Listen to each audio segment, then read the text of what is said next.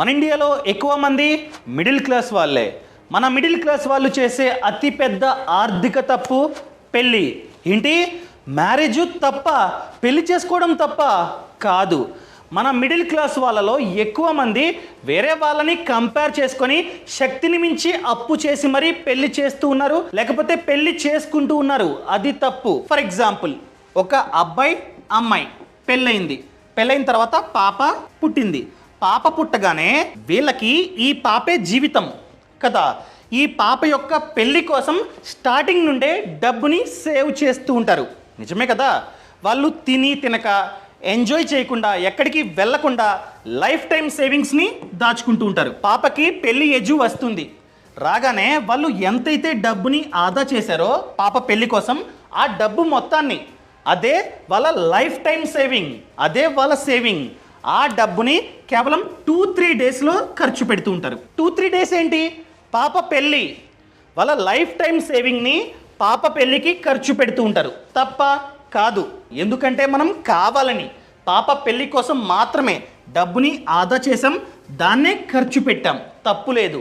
కానీ మన middle class వాళ్ళలో చాలామంది చేసే తప్పు ఏంటంటే, ఇది సరిపోక, నార్మల్గా చెప్పాలంటే సరిపోతుంది, కానీ వేరే వాళ్ళని కంపేర్ చేసుకొని, రిచ్ పీపుల్ని కంపేర్ చేసుకొని వాళ్ళు ఏ విధంగా చేశారో అదే విధంగా నేను కూడా నా పెళ్ళి చేసుకోవాలి, లేదా నా పాప పెళ్ళి చేయాలి అని చెప్పి అప్పు చేస్తున్నారు. వాళ్ళకి స్తోమత ఉందా? లేదు. స్తోమత ఉందా? పెళ్లి చేసుకోండి, మీ ఇష్టం. డబ్బుందా? కట్టే కెపాసిటీ ఉందా? మీ ఇష్టం. నేను చెప్తుంది మిడిల్ క్లాస్ వాళ్ళ గురించి. ఎవరికైతే కెపాసిటీ లేదో వాళ్ళ కోసం చెప్తూ ఉన్నా. వాళ్ళు చేసే తప్పు ఏంటంటే, బయట 2 రూపాయలకి 3 రూపాయల వడ్డీకి అప్పు చేసి ఎచ్చుకిపోయి పెళ్లి చేస్తూ ఉంటారు. రేపొద్దున్న ఈ డబ్బు కట్టాల్సింది మనమే. అప్పు చేసిన డబ్బుని మనమే కట్టాలి, వడ్డీ కూడా మనమే కట్టాలి. ఎవ్వరు హెల్ప్ చేయరు. పెళ్ళికి వస్తారు, అబ్బా సూపర్ బంపర్ అంటారు. రేపొద్దున్న అరే కట్టలేకపోతున్నాను రా, ఇవ్వరా కాస్త అంటే ఇస్తాడా? ఎవ్వడు ఇవ్వడు. సో ఎచ్చుకి పోకుండా మన స్థాయి ఎంతలో ఉన్నామో అంతలో పెళ్లి చేసుకుంటే మంచిది. కంపేర్ చేసుకోకండి. ఇప్పుడు పెళ్ళికి వీళ్ళు వస్తారు.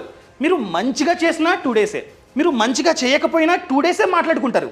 మంచిగా ఫుడ్ పెట్టారు, 100 ఐటెంలు, అబ్బా సూపర్ పెట్టాడు అని చెప్పి 2 డేసే. తర్వాత మర్చిపోతారు, వేరే పెళ్ళికి వెళ్తారు, వాళ్ళ గురించి మాట్లాడుకుంటారు. సొసైటీ అంతే. సొసైటీని పట్టించుకొని మీరు శక్తిని మించి అప్పు చేశారా, మీరే బాధపడతారు. సో నేను చెప్పేది ఏంటంటే, ఇంత డబ్బుందా, ఇంతలోనే చేసుకోవడం మంచిది. చేసుకోవచ్చు, తక్కువలో చేసుకోవచ్చు. అంతెందుకండి, బాగా లో బడ్జెట్లో పెళ్లి చేసుకోవాలి అనుకున్నట్లయితే 2 lakhs చాలు, సరిపెట్టుకుంటే సరిపోతుంది. సో ఈరోజు ఈ వీడియోలో భాగంగా చాలామంది పెళ్లి టైంలో చేసే తప్పేంటి, ఎక్కడెక్కడ ఎక్కువగా ఖర్చు పెడుతూ ఉన్నారు, దాన్ని ఏ విధంగా తగ్గించాలో పిన్ టు పిన్ మీకైతే ఈ వీడియోలో ఎక్స్ప్లెయిన్ చేస్తా. సో ఈ వీడియోని లాస్ట్ వరకు చూడండి. అంతేకాకుండా ఇంతవరకు ఈ ఛానల్ని సబ్స్క్రైబ్ చేసుకోకపోతే ఇప్పుడే సబ్స్క్రైబ్ చేసుకోండి. నేను మీ కౌశిక్ మరిడి. ఇంకా డైరెక్ట్గా topic. First one, function hall. దీనికే చాలామంది ఎక్కువగా ఖర్చు పెడుతున్నారు. డబ్బున్న వాళ్ళు 5 స్టార్ హోటల్లో, 3 స్టార్ హోటల్లో మంచిగా చేసుకుంటూ ఉంటారు. మన మిడిల్ క్లాస్ వాళ్ళు దాన్ని చూసి, వాడు 5 స్టార్ హోటల్లో చేశాడు, నేను మినిమం మంచి ఫంక్షన్ హాల్లో చేయాలి అని చెప్పి చేస్తూ ఉంటాడు. వాడికి అంత డబ్బు ఉండదు, అప్పు చేసి చేస్తూ ఉంటాడు. For example, Vijayawada A convention centre ఇలాంటి వాటిల్లో చేయాలి, మంచి ఫంక్షన్ హాలు చేయాలి అని చెప్పి 5 to 7 lakhs 1 డేకి ఖర్చు పెడుతూ ఉంటారు. ఇక్కడే 5 to 7 lakhs మటాష్. వాళ్ళని చూసి కంపేర్ చేసి చేసుకోవాలా. అదేవిధంగా సీకే ఫంక్షన్ హాల్ మన మంగళగిరి ఎంత, 7 lakhs 1 డేకి. సో ఇలాంటి వాటిల్లో చాలామంది చేసుకుంటూ ఉన్నారు అప్పు చేసి. వద్దు, నేను చెప్పేది వాళ్ళకి మాత్రమే. డబ్బుందా చేసుకోండి అయ్యా, మీకు కాదు. డబ్బు లేదా వద్దు. సో మంచి ఫంక్షన్ హాల్, నార్మల్ది, ఏసీది 2-3 లక్షల్లో వస్తుంది, మంచిదే. ఇలాంటి వాటిని చూస్ చేసుకోండి, తప్పేం లేదు. అంతేగాని వేరే వాళ్ళని కంపేర్ చేసుకొని హెచ్చులకి పోకండి. క్లియర్? ఇంకా నెక్స్ట్, ఫోటోగ్రఫీ ఆర్ వీడియోగ్రఫీ. ఈ మధ్యన ఇది ట్రెండు. ఎవడైతే మంచి ఫేమస్సో వాడే కావాలి, వాడే నా పెళ్ళికి ఫోటోలు వీడియోలు తీయాలి అని చెప్పి ఫిక్స్ అయిపోతూ ఉన్నారు. వాడు ఆల్రెడీ ఫేమస్, ఆ ఫోటోగ్రాఫర్. సో వాడేం చేస్తాడు, నచ్చినంత ఛార్జ్ చేస్తూ ఉంటాడు. వాడికి డిమాండ్ ఉంది కాబట్టి మనం కూడా ఇస్తూ ఉంటాం. అది తప్పు. ఫర్ ఎగ్జాంపుల్ మనం యావరేజ్గా చూసుకున్నా కూడా 2-3 lakhs ఈ ఫోటోగ్రఫీకే ఖర్చు అవుతుంది. 2-3 lakhs. ఎందుకు? వాళ్ళు ఫేమస్. ఇంకొందరు ఇంకా గ్రాండ్గా కావాలని చెప్పి 20 lakhs కూడా ఖర్చు పెడుతుంటారు. అంతెందుకండి, మన హైదరాబాద్లో రీసెంట్గా ఒక పెళ్లిలో 48 lakhs ఓన్లీ ఫోటోగ్రఫీ పైన ఖర్చు పెట్టారు. 48 lakhs. ఆ విధంగా ప్రెజెంట్ అయితే ట్రెండ్ ఉంది. సో 48 lakhs అంట, మనకి ఒక 5 lakhs అయినా పర్లేదులే అని చెప్పి చేసుకుంటూ ఉంటారు. కంపేర్ చేసుకుంటూ ఉంటారు. 5 lakhs పర్లేదు అనుకుంటారు, కానీ అది చాలా ఎక్కువ. సో ఇలా బాగా పేరున్న వాళ్ళు కాకుండా మార్కెట్లో చాలామంది బడ్డింగ్ ఫోటోగ్రాఫర్స్ ఉంటారు. ఏంటి బడ్డింగ్ ఫోటోగ్రాఫర్సా అంటే ఏంటి? సింపుల్, వాళ్ళు రీసెంట్గా మార్కెట్లోకి ఎంటర్ అయ్యారు. వీళ్ళలాగా ఇయర్స్ ఆఫ్ ఎక్స్పీరియన్స్ లేదు, కానీ ఈక్వల్ టాలెంట్ వీళ్ళ వద్ద కూడా ఉంటుంది. సేమ్ అండి, సేమ్ కెమెరాసు, సేమ్ లెన్సు అన్నీ ఉంటాయి. ఈక్వల్గా వీళ్ళు కూడా సర్వీస్ అన్నది ఇస్తారు, కానీ వాళ్ళకి పేరు ఉంది కాబట్టి ఎక్కువ ఛార్జ్ చేస్తూ ఉంటారు. అదే సర్వీస్కి వీళ్ళు 1,50,000 కూడా వస్తారన్నమాట. అర్థమైందండి? సేమ్ క్వాలిటీ వీళ్ళు మినిమం 1,50,000 ఆ విధంగా ఛార్జ్ చేస్తుంటారు. సో ఇలాంటి వాళ్ళని ఫైండ్ అవుట్ చేయండి. చాలామంది ఉంటారు. ఫర్ ఎగ్జాంపుల్ నా ఫ్రెండే ఉన్నాడు విజయవాడలో, కమ్మా సాయినాథ్ అని చెప్పి, మంచిగా తీస్తాడు. సో అలాంటి వాళ్ళని ఫైండ్ అవుట్ చేయండి. అర్థమైందా అండి? సో ఎక్కువ డబ్బుని వీళ్ళు ఖర్చు పెట్టినట్టు ఖర్చు పెట్టకండి. Next decoration. దీనికి కూడా ఎక్కువగా ఖర్చు అవుతుంది. ఫర్ ఎగ్జాంపుల్ ఎంగేజ్మెంటు, మంగళ స్నానాలు, హల్దీ, మెహందీ, సంగీతు, వెడ్డింగు, రిసెప్షన్, ప్రతి దానికి డెకరేషన్ కావాలి. ఎలా చూసుకున్నా కూడా ఒక 5 lakhs దీనికే ఖర్చు అవుతుంది. 5 lakhs డెకరేషన్కి. సో తప్పదు, చేయించుకోవాలి డెకరేషన్. కానీ నేను చెప్పేది ఏంటంటే దేనికైతే మ్యాండేటరీయో దానికి మాత్రమే చేయించుకోండి. ఫర్ ఎగ్జాంపుల్ వెడ్డింగ్ అవసరం, ఎంగేజ్మెంట్ ఉంటే కావాలి, మిగతా వాటికి అంతగా ఖర్చు అన్నది చెయ్యకండి. ఇవన్నీ చేసుకోండి, మంగళస్నానం, హల్దీ, మెహందీ, సంగీత్ అవసరం, కానీ డెకరేషన్ని అంతగా చేయించకండి. వాటికి మాత్రం ఇగ్నోర్ చేయండి. ఎప్పుడు మీ దగ్గర అంత డబ్బు లేకపోతే మాత్రమే. డబ్బుందా చేసుకోండి, ఎంజాయ్ పండగ.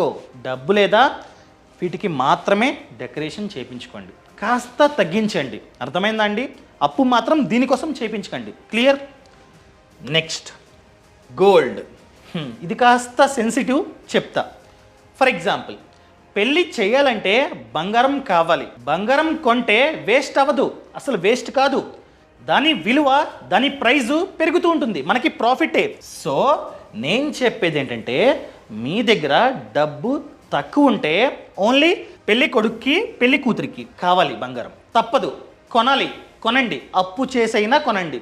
కొందరు ఏం చేస్తారంటే డబ్బు లేకపోయినా వీళ్ళకి కొంటారు, ఫైన్, వాళ్ళతో పాటు ఫ్యామిలీ మొత్తం కొంటూ ఉంటారు. అది తప్పు. ఫర్ ఎగ్జాంపుల్ ఫాదరు, మదరు, వాళ్ళ తమ్ముడు, అన్నయ్య, వాళ్ళకు కూడా బంగారం కొంటూ ఉంటారు. డబ్బుందా కొనుక్కోండి, కానీ చాలామంది పర్సనల్ లోన్, లేకపోతే గోల్డ్ లోన్, లేకపోతే వడ్డీకి 2 రూపాయల వడ్డీ, 3 రూపాయల వడ్డీ, ఈ విధంగా అప్పు చేసి ఓన్లీ పెళ్లిలో వేసుకోవడానికి బంగారం కొంటూ ఉంటారు. అలా చేయకండి. ఎందుకంటే ఫ్రీయా? వడ్డీ ఎవరు కట్టాలి? మనమే కట్టాలి. సో నేను చెప్పేది ఏంటంటే కావాలంటే వీళ్ళిద్దరి కోసం, పెళ్లి కొడుకుకి పెళ్లి కూతురికి అప్పు చేయండి.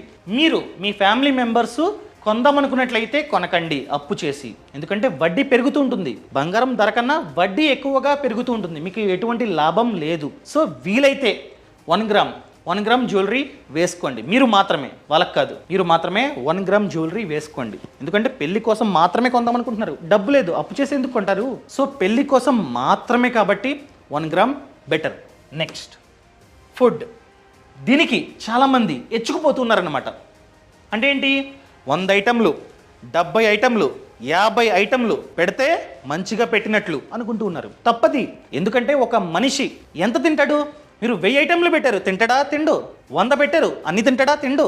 ఎంత కావాలో అంతే తింటాడు, మిగతా అంతా వేస్ట్. ఫుడ్ వేస్ట్ అవుతూ ఉంటుంది. మీరు ఎచ్చుకుపోయి ఫర్ ఎగ్జాంపుల్ ప్లేటు 1000 ఖర్చు పెట్టారు, అందరూ మాట్లాడుకోవాలి అని చెప్పి 100 ఐటెంలు ఉన్నాయి, 100 తింటాడా? తినడు, వేస్ట్ అయిపోద్ది. మహా అయితే 30.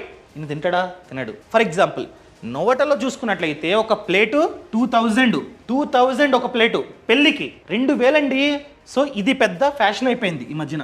1000 ఖర్చు పెడతా 100 ఐటెంలు అని చెప్పి, వద్దు.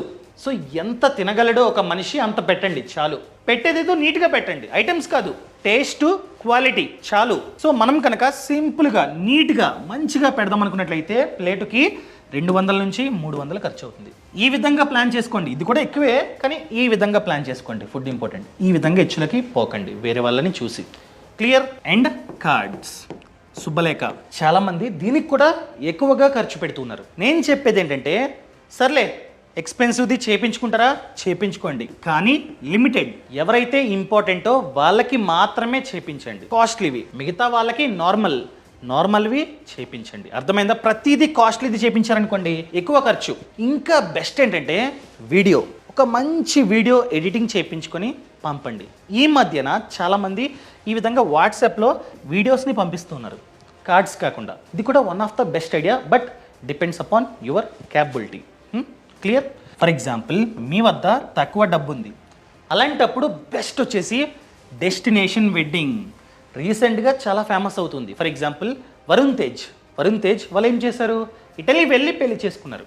ఓన్లీ 50-50, తక్కువ మంది జనాభా. వేరే చోటకెళ్ళి పెళ్లి చేసుకుని వచ్చి రిసెప్షన్ చేసుకుంటూ ఉంటారు. సో తక్కువ మంది, 50-50 అంతే. వాళ్ళ సైడ్ నుండి 50, వీళ్ళ సైడ్ నుండి 50. ఈ విధంగా ఈ మధ్యన మన స్టేట్లో చీరాల బీచ్ తెలుసు కదా, చీరాల బీచ్లో ఈ మధ్యన ఈ డెస్టినేషన్ వెడ్డింగ్ అనేది ఫేమస్ అవుతుంది. మంచిగా సెటప్ అంతా వాళ్ళే చేసి ఇస్తారనమాట, తక్కువ ఖర్చు. సింపుల్గా యూట్యూబ్ లైవ్ వేరే వాళ్ళకి పెట్టేస్తే అయిపోయింది. చెప్పండి క్లియర్గా, నార్మల్ పెళ్లి కాదు డెస్టినేషన్ వెడ్డింగ్ అని చెప్తే వాళ్ళకు కూడా ఓ అదా మన హీరోలు వెళ్తారు కదా, ఎవరిని పిలవరు అనుకుంటారు.